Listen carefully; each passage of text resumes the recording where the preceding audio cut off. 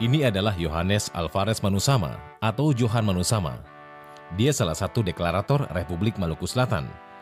Johan Manusama termasuk tokoh kunci, yaitu menjabat Menteri Pertahanan RMS. Selepas RMS ditaklukkan TNI lewat operasi militer, Manusama lari ke Pulau Seram.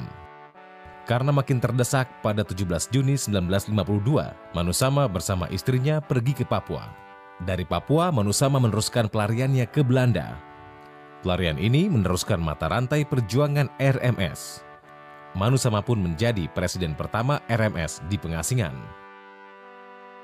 Manusama yang lahir di Banjarmasin tahun 1910 berlatar belakang sipil.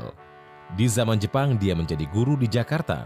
Selepas itu, sekitar 1947 menjadi direktur sebuah sekolah di Ambon dan pernah menjadi kepala daerah Maluku Selatan, menggantikan Manohutu. Dari generasi pertama semacam Manusama, RMS menancapkan eksistensinya di Belanda. Untuk menarik perhatian, sekelompok aktivis RMS dekade 60-an memilih cara demonstrasi, seperti dalam aksi tahun 1964 ini.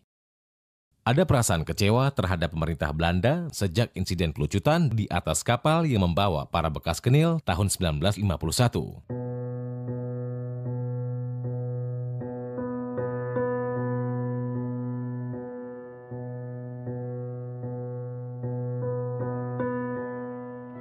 Dekade 1970-an, aksi RMS bahkan lebih radikal. Pada 31 Agustus 1970, mereka berdemo dan menyerang kediaman Duta Besar Indonesia di Wassenaar.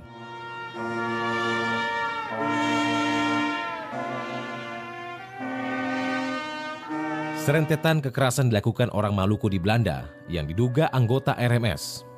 Di antaranya pembajakan terhadap kereta api di Dupont, kota kecil di Glimen, 23 Mei 1977. Sebanyak 45 orang penumpang disandra.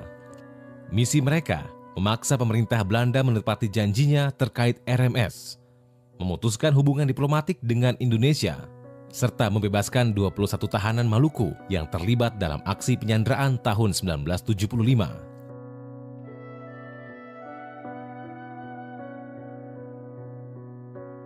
Selepas Soeharto jatuh, cara-cara yang digunakan tahun 1970-an masih dilakukan.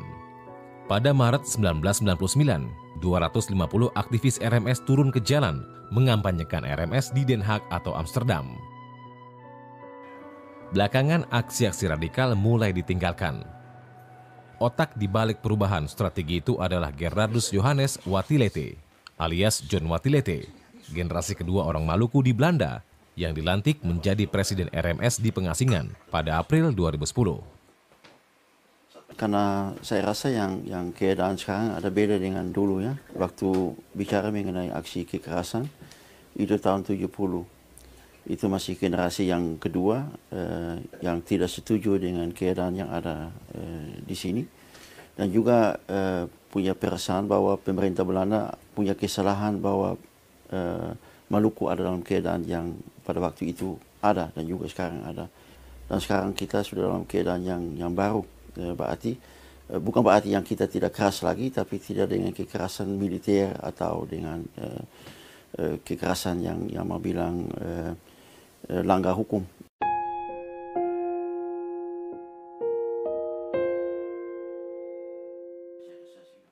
John Watilete adalah seorang pengacara yang kini menetap di Amsterdam. Karena itu, pada Oktober 2010, ia meminta Pengadilan HAM di Den Haag menangkap Presiden Susilo Bambang Yudhoyono atas pelanggaran HAM di Maluku. Saya rasa yang satu hasil yang sangat penting itu adalah persoalan SBY yang datang ke Belanda. Waktu itu kita ambil langkah hukum, artinya kita minta hakim Belanda untuk putuskan bahwa kalau SBY datang di Belanda harus ditangkap karena SBY bertanggung jawab atas segala pelanggaran HAM di Maluku. Itu satu contoh, tapi yang penting kita juga memperkuatkan status RMS secara satu negara. Aksi politik non-militer inilah yang membuat Presiden SBY batal ke Belanda tahun 2010 lalu. Sangat penting juga untuk dapat hasil ini, karena di Indonesia biasanya bilang RMS itu mau memisahkan diri dari Republik Indonesia atau negara kesatuan, atau bilang RMS itu gerakan separatis. Saya rasa bahwa atas hasil dari